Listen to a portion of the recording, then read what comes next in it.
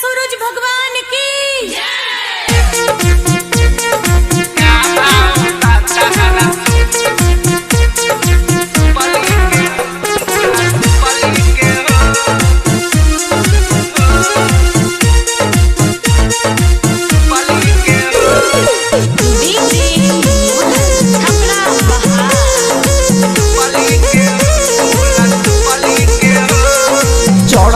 कार्तिक भीर होला बरिया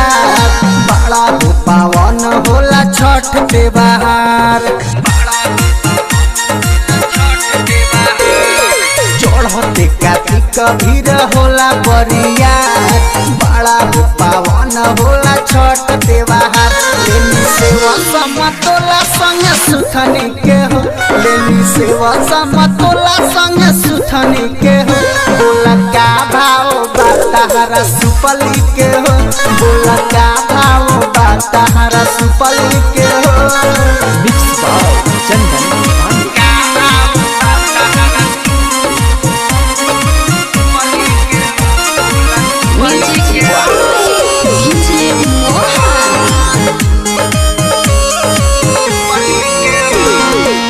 छठी माई के दोहरावे के बाद अंगने में कोसिया भरावे के बाद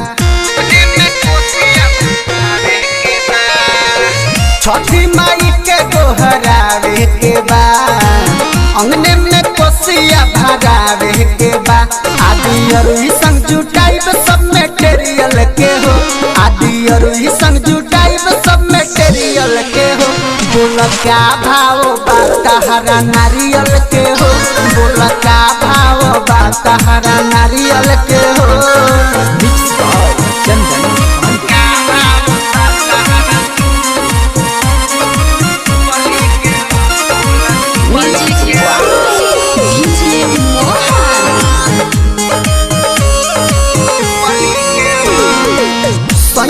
साड़ी किना वाली हनी देवरू से दौरा मांगा वाली हनी सैया से साड़ी किना वाली हनी देवरू से दौरा मांगा वाली हनी आर्यन चंदन से मंगाइले हो बुखिया के हो आर्यन चंदन से मंगाइले हो बुखिया के हो बोलो का भाव ताहरा कोसिया के हो बोलो का भाव ताहरा कोसिया के हो चढ़ते कार्तिक भीर होला बरिया बड़ा हो पावन होला छठ त्योहार लेनी सेवा समतोला संग सुथनी के हो लेनी सेवा समतोला संग सुथनी के